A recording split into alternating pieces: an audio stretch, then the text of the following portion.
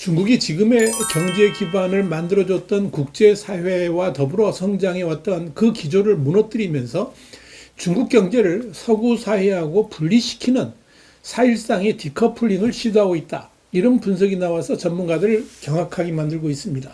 문제는 이런 시도가 지나치게 어리석은 방식이라 평가하고 있지만 중국 당국은 이 방식으로 나아가야지 중국의 미래가 있다라고 판단하고 있다는 점입니다. 화이트타임스 이 문제를 짚어봤습니다. 지금 시작합니다.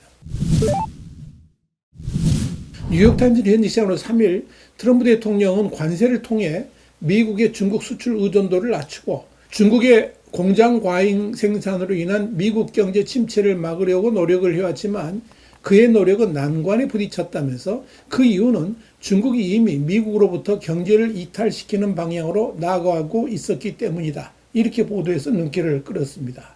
뉴욕타임즈는 이어서 지난 20년간 중국은 체계적으로 경제적 자립을 추구해왔다면서 중국은 미국 경제에 압력을 가할 수 있는 병목 지점을 구축하는 동시에 워싱턴이 중국을 봉쇄하기 어렵게 만들었다라고 짚었습니다. 뉴욕타임스는 자립은 2012년 이래 중국의 최고 지도자인 시진핑뿐만 아니라 그의 전임자인 후진타오 시대에도 중국 정책 결정의 초석이었다면서 수입 공산품을 국내 생산으로 대체하려는 그들의 정책은 비용이 많이 들고 비효율적일 때가 많았지만 그러나 이로 인해 서방은 분쟁 발생 시에 활용할 수 있는 영향력이 줄어들었다라고 설명했습니다. 뉴욕타임스는 그러면서 중국 지도자들은 자립을 강조하는데 점점 더 적극적으로 나서고 있다면서 지난달 중국 공산당 중앙위원회 연례회의에서 중국 최고위급 관리들이 중국의 차기 5개년 계획 초안을 발표하면서 자립은 중요한 화두로 떠올랐다라고 밝혔습니다. 실제로 시진핑 주석은 연설에서 우리는 무엇보다도 과학기술의 자립과 강건성을 강화하기 위한 노력을 강화해야 된다라고 말을 했습니다. 그런 일환으로 중국이 서방 세계를 향해 전 세계 히토류 금속과 히토류 자석 공급을 거의 완벽하게 통제하려는 시도를 한 것인데 이는 중국은 가장 강력한 병목 지점 중 하나로 지목하고 있는 그 분야였죠.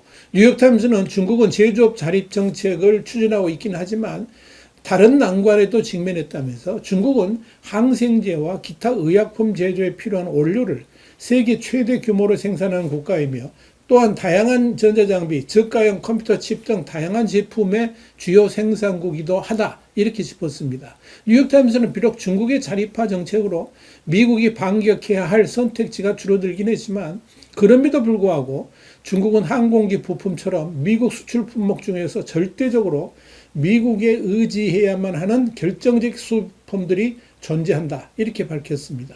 문제는 그럼에도 불구하고 세계 속의 중국이 아닌 중국만의 중국을 추구하고 있다는 점입니다. 한마디로 14억 인구가 모든 것을 자립하는 경제체제 구축을 강력하게 지향하고 있다는 것입니다. 여기에 대해서 시 주석의 수석 정책 자문위원 중 한 명인 티안페이아는 최근 한 저널에 발표한 글에서 포괄적인 산업 시스템은 공급망의 회복 탄력성 강화에 도움이 된다면서 매우 광범위한 산업 기반이 경제적 안정의 보류를 구축할 수 있다라고 주장했습니다. 사실 지난 2001년 말에 중국이 세계 무역기구 그러니까 WTO에 가입했을 당시에 중국은 광범위한 상품을 수입에 의존했습니다. 당시 중국이 생산한 자동차, 통신장비, 발전장비 등 공산품은 수입품보다 품질이 떨어졌고 이로 인해 많은 중국 기업과 소비자들이 수입품을 선호하게 됐습니다. 그 이후로 중국은 이런 제품과 다른 많은 제품의 품질과 양에 있어서 엄청난 발전을 이루었습니다. 이와 관련해 중국의 저명 엔지니어인 진유항롱은 지난해 공업정보화부 장관으로 재임할 당시에 500대 주요 공업 제품 가운데 우리나라는 220여 개 품목에서 세계 1위를 차지하고 있다라고 말한 바 있습니다. 뉴욕타임스는 지난달 중앙위원회 전체회의 그러니까 사중전회에서 중국은 내년부터 첨단 제조업에 더욱 집중할 것을 명령했다면서 사중전회의 문서는 정부와 기업이 제조업, 제품 품질, 항공우주, 운송, 사이버 공간 분야에서 중국의 역량을 강화하기 위해 더욱 신속하게 노력할 것을 지시했다라고 전했습니다. 뉴욕타임스는 이어서 베이징은 방대한 규모의 제조업 운영과 상당한 국가적 통제를 결합해왔다면서 미국과 유럽 산업이 여전히 세계를 선도하는 소수의 사업 분야만이 남았는데 특히 상업용 항공기와 최첨단 반도체 분야가 그렇다 이렇게 짚었습니다. 이와 관련해 미국 외교관계위원회 CFR의 중국 전문가인 브래드 세서는 시진핑 주석은 미국 기업이 설계했지만 생산하지 않은 최첨단 반도체를 제외하고 오랫동안 중국의 공급망에서 미국산 수입품을 빼내는 방법을 찾는 데 매우 능숙했다라고 말했습니다.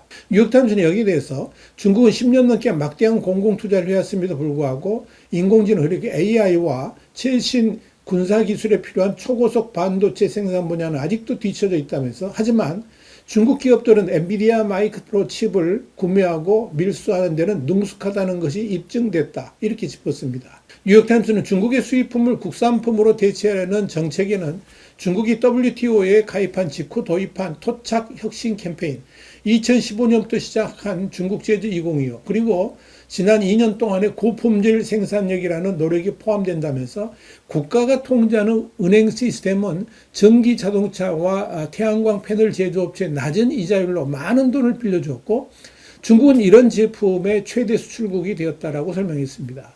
뉴욕타임스는 일부 제품의 경우에 중국은 보호무역주의적 무역 정책을 통해 자립을 달성했다면서 2008년 이후 중국은 수입차와 대형 가솔린 엔진을 장착한 SUV의 표시 가격보다 2배 이상 높은 관세와 수수료를 부과해 왔다라고 짚었습니다. 뉴욕타임스는 중국의 이런 정책을 강력하게 수행하기 위해 수입을 억제했을 뿐만 아니라 중국 소비자들이 강력하고 부피가 큰 차량에 익숙해지지 못하게 만들었다면서 이것이 바로 중국 소비자들이 전기차와 하이브리드 가솔린 전기차로 빠르게 전환한 이유 중 하나이며 현재 이 두 차량은 중국 시장의 절반 이상을 차지하고 있다고 밝혔습니다. 중요한 것은 중국의 디커플링을 자초하는 정책에 대해 서방 세계가 뒤늦게 눈치를 채면서 대응에 나서기 시작했다는 점입니다. 중국이 경제적 자립을 확실히 이루는 시대가 다가온다면 그 다음에는 중국이 무슨 짓을 벌일지 모른다는 두려움이 있기 때문입니다. 아직까지 경제적 자립이 매우 부족한 상황에서도 히토류 무기화를 포함해서 주변국에 대한 군사적 위협들을 수시로 시도하고 있는데 만약 중국이 원하는 바대로 경제적 자립까지 이루어진다면 그땐 중국이 어떻게 행동할지 보지 않아도 뻔하기 때문입니다.